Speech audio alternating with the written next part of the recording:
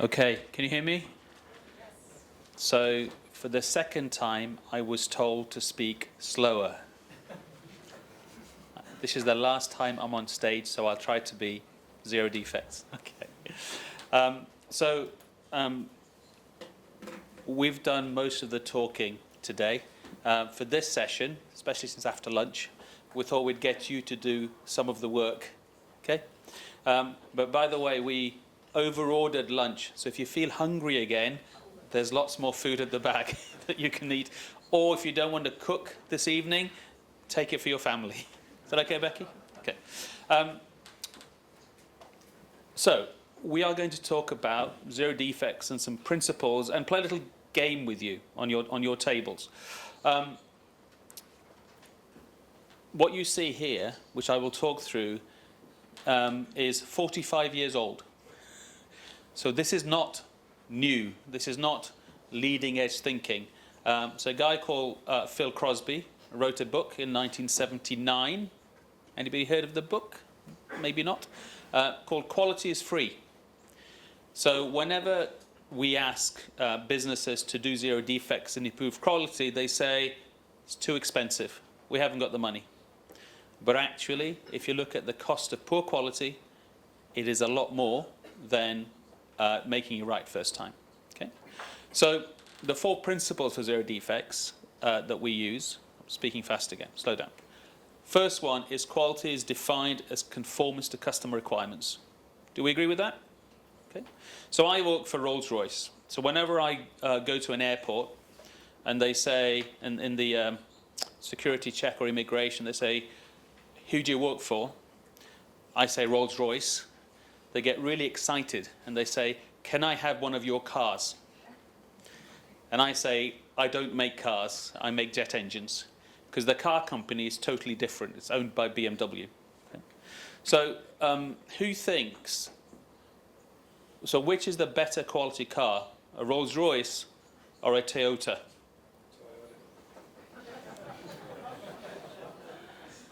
Because quality is what the customer defines. Right? Rolls-Royce cars are luxury cars, but they break down a lot more than Toyota cars that are always reliable. I can say that in Japan, otherwise you won't let me leave. Okay? But it's true. It's true. Okay? So quality sometimes we mistake for being high performance or higher luxury. It isn't. Quality is delivering what the customer wants every single time. So when I talked to you earlier about concessions, that's not quality. So a jet engine is an amazing technical product, but if it doesn't work, if you have to have concessions with it, that's not a quality product just yet. Okay? So conforming. So it's really important, I think Surav said earlier, that we understand what the customer requirements are so we can deliver them. Okay? So the next bit, the quality standard target is zero defects. So when people say to me, it's impossible, we can't get to zero defects. Okay? So Earl is only flying 13.5 hours. I'm flying 14 hours back to London. How many defects on those engines do you think I want? I don't want any defects from any of us on those engines because 4 miles up in the air, it's not clever. Okay? And sometimes we try to say, well, this feature is more important than this feature. And I understand, but it's best to have every feature at zero defects, don't you think? Okay? The other thing that's interesting is when I used to ask the engineers in my company to improve quality every year, 10%, 20%, 30%, they would do that. What we then started to do a few years ago was say, think about how you would have zero defects in that. And you change the mentality. So they're not thinking about how do I improve by 10%, 20%. They then think about how do I make it zero? And the first time, it's difficult. But when they think that way, sometimes it's not more difficult to get to zero, than it is to improve by just 10, 20, 30%. Just a different thinking, a different mindset, we say. Yeah? So the target is zero defects. And all of today, you've heard people talking about zero defects. So you have to take that back to your company. Okay? Tell them, all of your customers, that's what they want. Okay? And the ones that are closer to zero defects actually will get more business. Okay? Defect prevention, not inspection, to ensure quality. Okay? So we talked about human factors. Human factors and inspection, is done mainly by humans. It's done by machines, but humans. Humans make mistakes. So we have lots of inspectors in all our companies, but we still have escapes. We have escapes from our suppliers to Rolls-Royce, and we have escapes from Rolls-Royce to our customers. Okay? So inspection is not error-proofed. So the best way to prevent escapes is not to have defects. Okay? And inspecting is very expensive in people, in the lead time that it takes, in the machines that we have. Okay? And quality is measured through the cost of non-quality or cost of poor quality. Okay? So an interesting fact is that we all measure cost of non-quality. Do you measure that in your businesses? Cost of poor quality? Yeah? And it's probably 1, 2, 3, maybe 5% of your sales. Okay? That's because we don't measure all of the cost of poor quality. We measure scrap, we measure concessions, we might measure rework, okay? We might measure the cost of managing escapes. But we did some research a few years ago, some benchmarking. The cost of poor quality is somewhere around 25% of your revenue of your company. If you measured everything, if you measured engineering redesigns, for example, because you didn't get it designed correct the first time. If you measured the errors in recruitment, in finance processes, right? So if your company is £1 billion, cost of poor quality is maybe around £250 million. That's a lot of money that we're wasting. Your companies and my company and our customers. Okay? So if we can find some of that money to invest, we have a lot more that we can save. Okay? How am I doing on the translation? Am I okay? I need Noel, where are you? Okay, so understood all of that? I will test you when you leave to see if you remembered those 4 things. Otherwise, you can't leave tonight. Okay. So this mindset set shift, the way we work, maybe now, maybe in the past, is as the guys that presented APQP said, we design something, we sometimes design it with not enough time, to mature the product, so what comes out isn't at zero defects, so it goes wrong. So then we wait for it to go wrong, we see why it went wrong, and we try to remove the cause again through 8D that Yun-san talked about. Okay? So we fix it because we haven't made it correct. So what zero defects is a change in thinking is we understand what we need, and we understand how it could go wrong, and we do that through PFMEA. Okay, you're proactive. You're thinking what could go wrong, so that you eliminate the likelihood of it going wrong, and you build in quality into the process. Then all you need to make sure, as the guy or gal in the middle, is that you're complying to the processes you design. That's the change in thinking. Okay? And again, as the guys who presented APQP said, the more time you spend on this side, on the proactive side, the less time you're going to spend on the reactive side. And it's a lot more fun on the proactive side than the reactive side. And most of you are in quality, so you know that. Okay? So, I'm going to need some help here from people around the table. So we're going to play a little game. You're going to be given this sheet of paper. So can we do that now? And 1 envelope each. Please do not cut yourself on the piece of paper.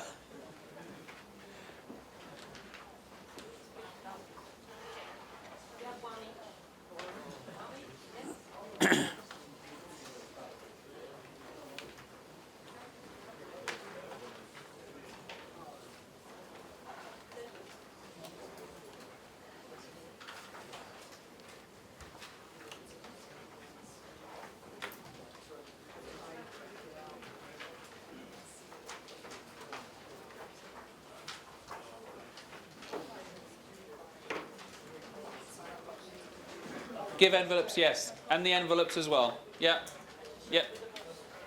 You can't open them, Denny. I will ask the people to do it. Okay, every one of you should have one of these pieces of paper and one envelope. Yes, everybody got one? Process check. Raise your hands. Good. All right, that's good. Okay. So, what you see here is the formation of a typical company, and what we're going to do is, in the envelopes, don't open them yet, there are some roles within the company, and what I'd like you to do is understand how those roles support zero defects. So most of today we've talked about tools, okay, the tools of quality, but actually the tools of quality only deliver half the way to zero defects. The other half is what I talked to you about in human factors. It's teamwork. It's the whole company understanding and supporting zero defects. You know that chart I showed you about capability and commitment? Right? So it's the tools only work if you have a culture and a desire to work together to the common goal of zero defects. So what we want to do in this exercise is just to understand what every person in your company needs to do to help zero defects to happen. Okay? So, in your envelope, if you open that now, there are little cards. I'm afraid they're very small, so I hope you have good eyesight to see them. If you take out, so if you make 3 little piles, okay, groups. There is one group with all of the pictures of the people. Okay, put that one place.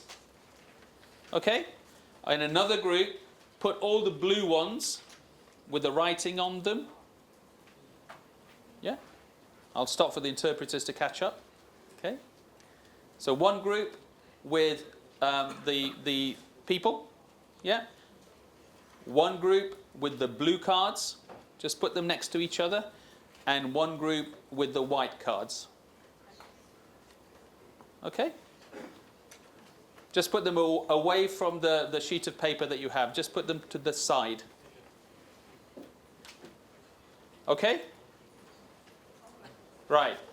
So the first part of this exercise, and if you can, please talk to each other.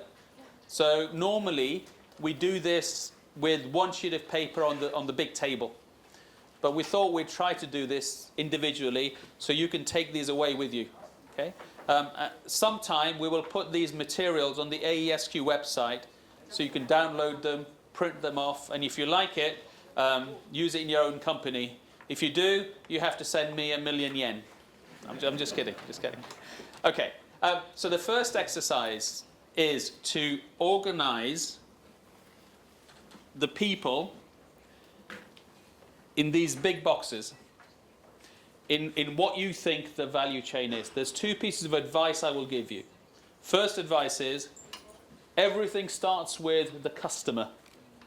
Okay? So the customer goes there. So what you're then going to do is select the roles that then follow. So who takes the customer requirements all the way from designing them to delivering them to that customer. Okay? What I would say then is, down here, supporting the value stream are 4 functional roles. 4 functions. Okay? Equality is a function, so I'll give you that help. The 4 functional roles can go anywhere here, but these ones need to be in order because they're part of the value chain. Okay? Now to help you, the blue cards will give you the role that that picture does. See? So the blue cards then go below the picture. Is that clear? It's okay to say no? Should we put the validation guy? Right, thank you. Now, there is an error in the game to make you confusing. So when we did this, we also designed it for experimental, and they wanted a new character, and they're called Vinny. Vinny validation. Right? Get rid of Vinny. We don't need Vinny in this game. Okay? And you also don't need what Vinny's role profile. Was my phone? Okay. Vinny's role profile, which isn't on here.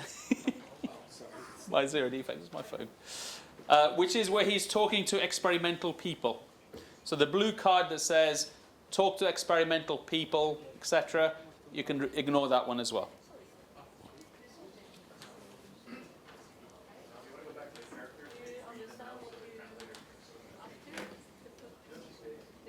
Okay, so these are the characters that you'd have.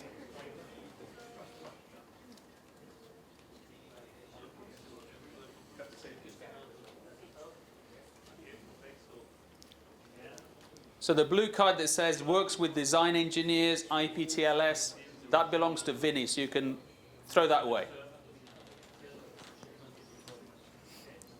Don't worry about the small white cards at the moment.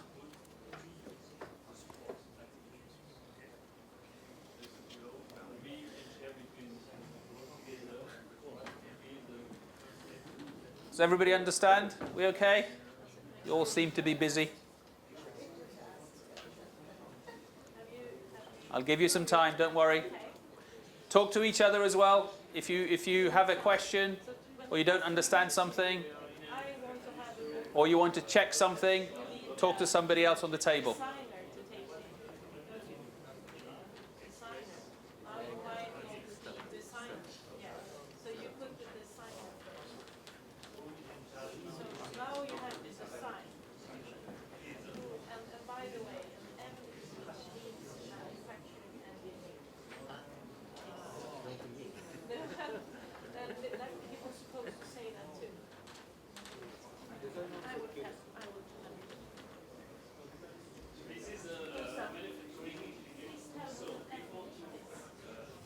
Okay, so an ME, if you want to know who ME is, manufacturing engineering.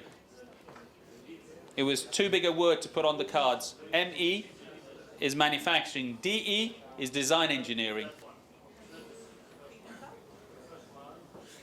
So Mel ME is the manufacturing engineer. Den designer is the design engineer. Next time we'll do this, we'll give them Japanese names.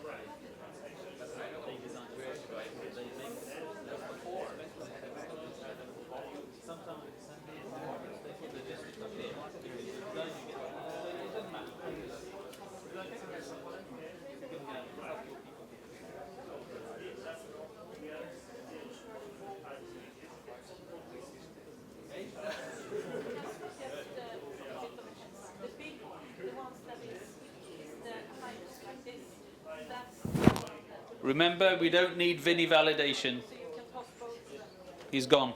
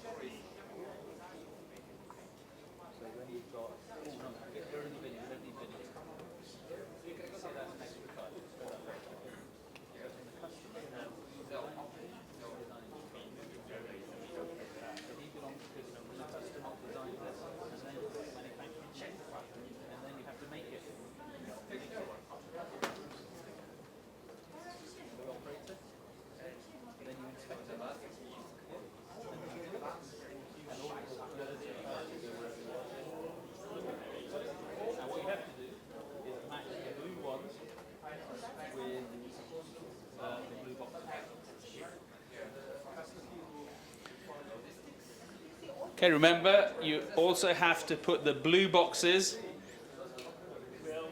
the blue labels on the blue boxes. Don't worry if it takes a bit of time. What's important is you think about it.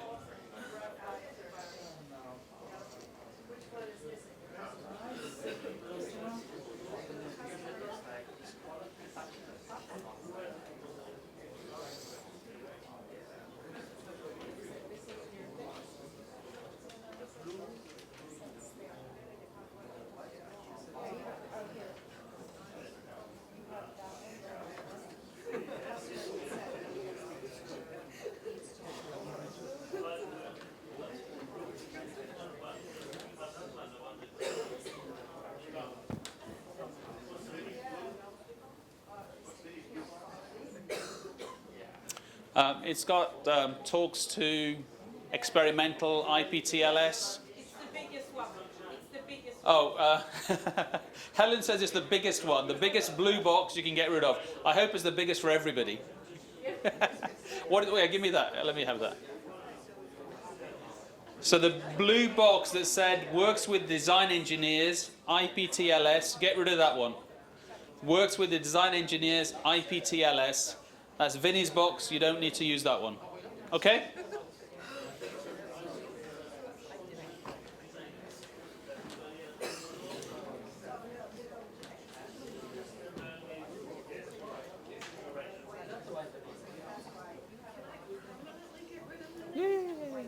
But I don't know anything to access with though. I can send it. That's in fact. Otherwise I'm going to keep it. Yeah, I know.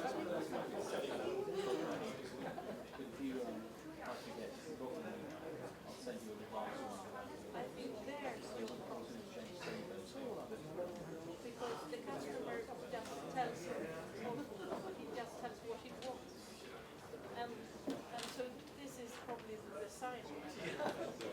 Okay, who thinks they've finished? Give me a show of hands. One or two. Oh, you don't count, Suresh. That's cheating. You've probably played this before. That's okay. Keep talking to each other. Get help. Do a bit of benchmarking. Cheat. But make sure you copy somebody who's correct.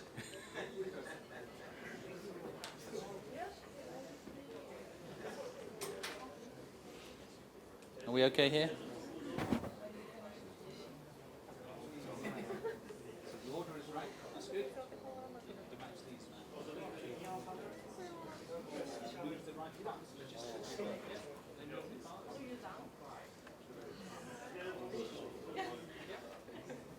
Recruitment is done by human resources. From far away.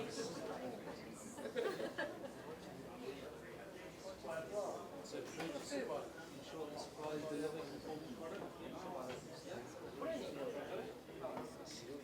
Monitor the required processes, quality.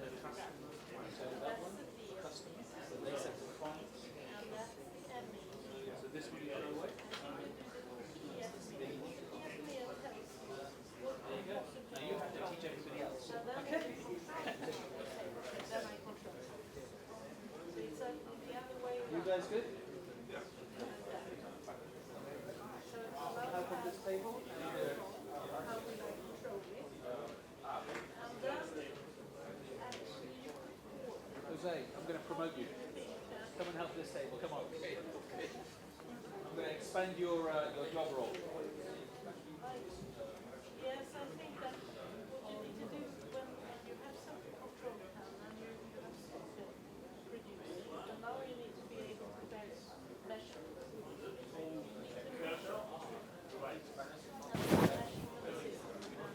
Just check that he's okay. All right, thank you. You guys okay? Yes, exactly. You guys okay?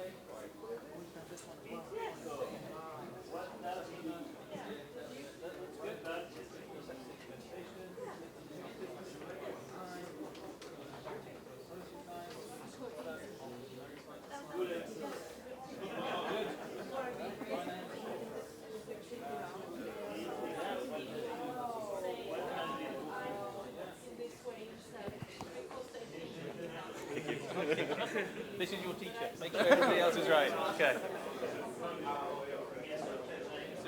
You see everybody else? You just satisfied with your. I didn't even know if yours is right myself. Well, that bit's right. So I haven't checked the ones below. You don't need to do the white small ones yet. Okay. Okay, I'm going to move us on a little bit. So if you all look over here. Oh, can I have your sheet? Okay. So okay, everybody. I'll help you to come to the answer. So who belongs in that top middle box? I told you that. Who? Who's the name of the person in the top box? Chris, the customer. Yeah? So everybody got Chris in the top box? And Chris, in the blue box, should be sets the expectation of the product or service of their requirements. Yeah? Everybody got that? So Chris, and then sets expectation. So the first person then who takes the customer requirements are the people that design the product. So that's Den the designer. So the first box here is Den the designer. Okay? And their job takes the customer needs and transforms it into a capable product. So that's the blue box that belongs under there. Okay? Takes the customer's needs and transforms it into a capable product design. Okay? Got that? So if you haven't got that, please arrange your boxes now. So once we have a good product design, we then need a manufacturing process. Okay? And the people that do that are Mel the ME. So in this box here, look at me. Mel the ME goes in this box. Okay? And their job role is to take what's important about the product and make sure the design process is designed to deliver it every time at zero defects. Okay? So that blue box, take what's important about the product, is Mel's box. And that belongs down here. Got it? Yeah? I'm going to count down. 10, 9, 8, 7, 6. If somebody can teach me Japanese numbers, I'll do it that way. 5, 4, 3, 2, 1. Great. So we have a drawing. We have a manufacturing process. So now we need somebody to make the product. So the person that makes the product is the operator, Ollie the operator. Okay? So Ollie goes in the middle. And Ollie's role is to make sure that they comply to the process, the production process. So complies to the instructions to ensure every product conforms to requirements every time with no rework and no concessions. So complies to instructions is Ollie's job here. Okay? However, if Ollie thinks the instructions are wrong, or if he thinks the instructions are going to make a defective product, then Ollie should raise his hand. Do you remember I talked to you about just culture earlier in human factors? That's what it's there for. Ollie says, I can't make this product. Call in the Mel, the ME, to help design the process again. Okay? Good, are we all sorted? It's a lot quieter now. 10, 9, 8, 7, 6, 5, 4, 3, 2, 1. Good. What's good in Japanese? Good. How do you say good in Japanese? We're hearing good. I want to know. I want to learn 4 Japanese words before I go back. Bon, très bien. I'll have to stick to French. Okay. So we had Ollie the operator. After that, we want to make sure the product is correct. So who does that? The inspector. Easy, the inspector is next. Okay? So what they do is verify, which means check, the product meets the design. Okay? So that's the blue box. Verifies the product meets the design. Okay? You got that? I'll give you a minute or two. But remember, inspection is not perfect. So the more defects you have, the more chance that Izzy, the inspector, will miss some defects and you'll have an escape. Especially on a Friday afternoon, if they have to do lots of inspection. Okay? 10, 9, 8, 7, 6, 5, 4, 3, 2, 1. Okay, so you've put a lot of work into making a product. So the next job is to deliver it to your customer without damaging it. Okay, so who does that? Logistics, Leslie Logistics. And they have to make sure, this is the blue box, their blue box, moves the right product to the right place in the right amount without damage or FOD. FOD is foreign object debris. You don't want any extra gloves or pieces of cloth or their lunch in the box when they deliver it, okay? And FOD is a big issue in our industry. Okay, that's your top row. Got it? Hope so. Okay. So the bottom row can be in any order, doesn't matter. But in the bottom row you have quality, okay, Quincy quality. They ensure we comply to the required processes. Okay, assurance. I know quality do a lot more than that, but we're keeping it simple. Okay, so quality and that blue box ensure we comply. Then you can have purchase. So it doesn't matter what order they're in, what box they're in at the bottom 4. And they ensure our suppliers deliver conforming product to schedule.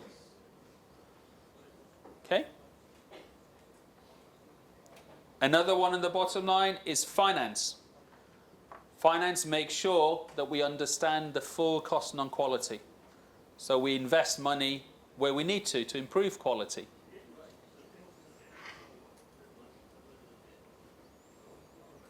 Okay.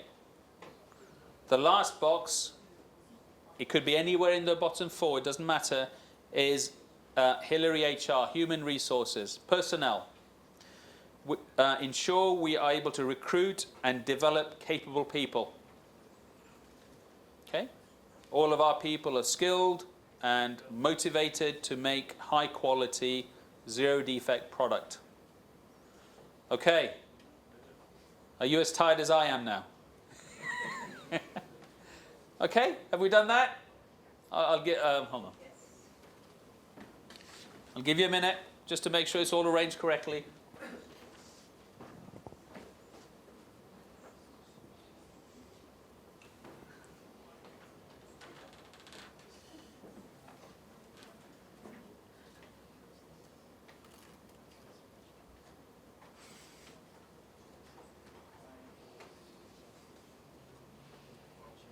Okay, we all set?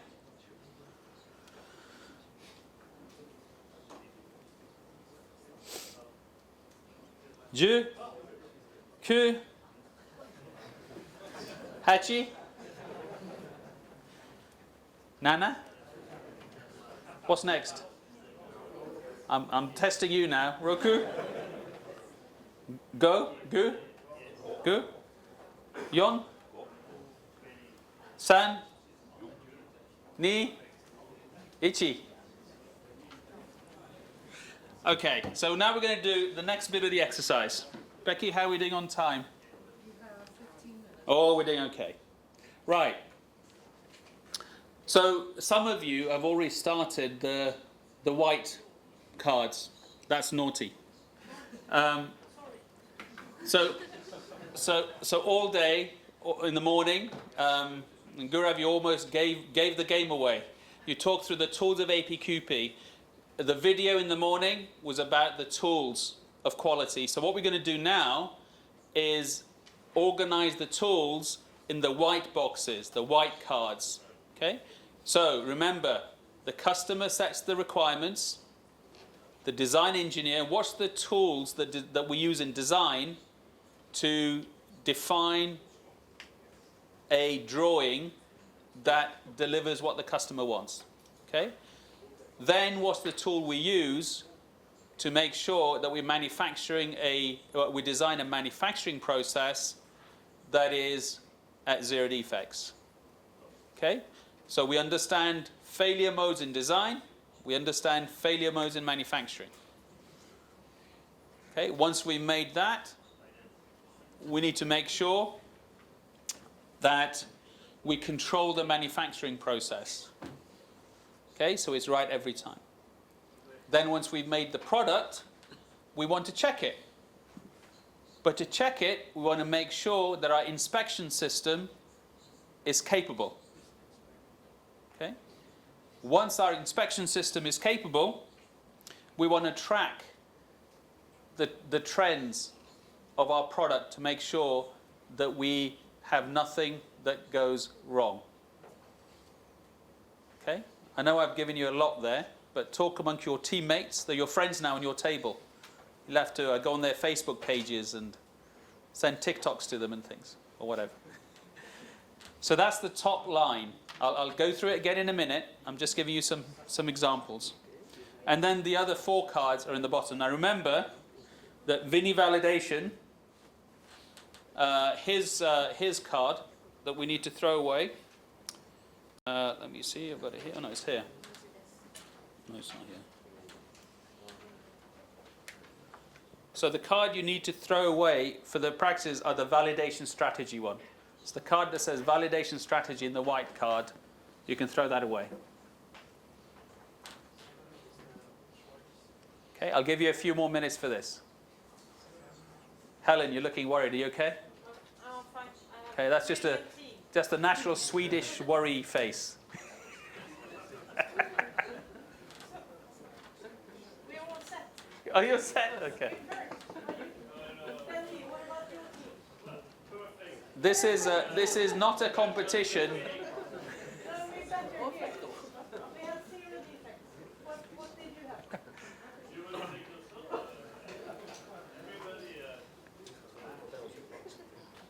Denny, I'm happy to put to publish the GKN escapes to us and the saffron escapes to us if you want.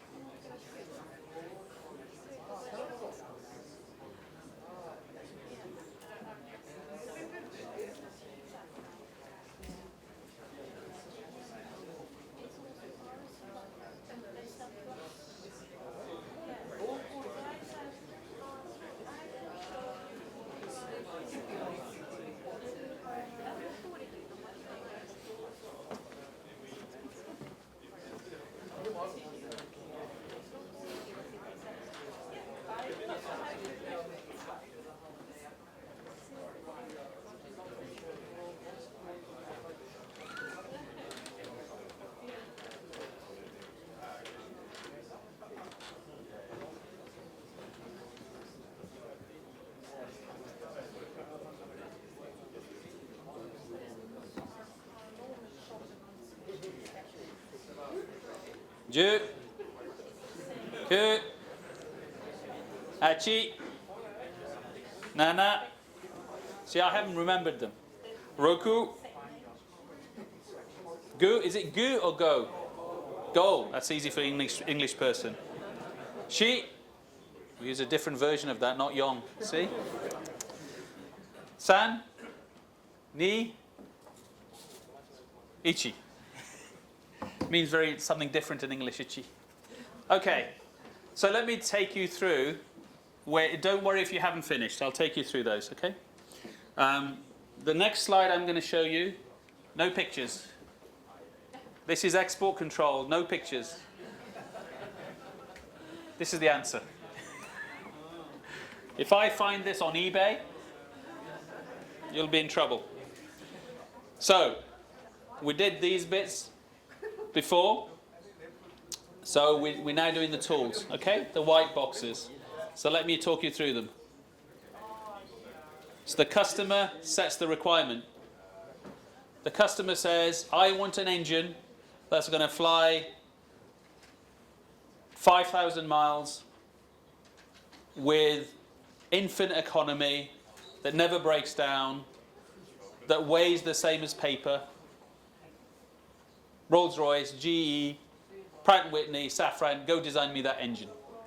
Okay? Customer's always right. Especially if it's Rolls-Royce. Okay. So, the customer specification. So the first tool that we then use is the design FMEA. Okay? Identifies the aspects of the product that are important to meet customer requirements. Now, design FMEA, the purpose of the design FMEA is to make sure that we have a design and a drawing that delivers what the customer wants. Okay? So if I want a car that does 50 miles to the gallon, that has a range of 300, that has space for 5 people and 2 suitcases, I need to design that car. If I design a car that has room for, like I want, 2 people, that goes at 200 miles an hour, that's the wrong car. Okay?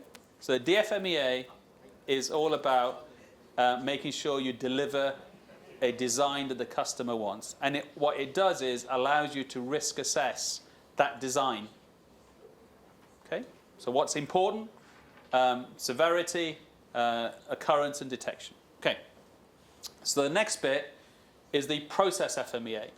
So what you do in that is you take the severity from the DFMEA, okay, and you make sure that the chances of occurrence of that going wrong, I'll say it slowly because I'm speaking very quickly now, I know.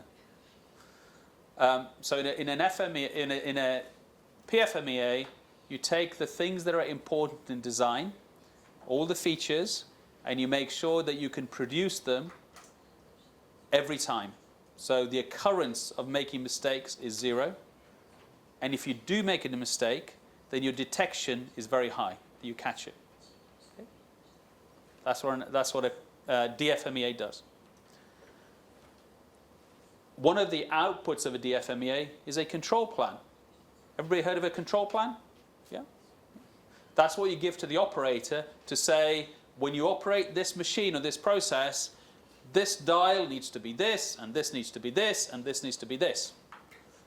Okay? That's the control plan. So then you make the product. So these roughly line up with these roles, but some of this stuff is used by different people. So a DFMEA should have manufacturing engineering as part of it.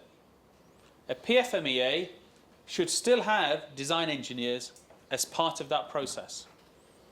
Otherwise, the people in design things that manufacturing engineers can't make. Okay? So, once we have a product, we then do a measurement system analysis. Okay? And all of the criteria for how you do that is in AS100, how good it needs to be.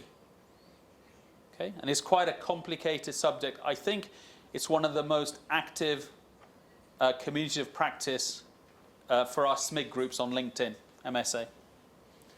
Okay, but you need to make sure that your measurement system is capable of measuring a good product from a bad product. Okay. And it's not just dimensional, it's all the special process things which I know get a little bit difficult to understand. Okay. So once you have that, then it's SPC. Okay. So you have SPC to make sure you measure drift and you correct the process before it delivers non-conformance. Okay? If you don't do that, then you have to inspect it. If you don't inspect it, we find it. That's not very good. Okay? So the last bit is after doing all the hard work. So some of the things that we put in engine costs millions of yens, some of the parts, and then we put in a box that is very weak and damages the part. Okay. So we need to make sure that the packaging is strong, but also the people that carry the parts in our logistics, in our warehouses, are very, very careful so they don't damage those parts. Okay. Dave, how many QNs do we have for damage each year?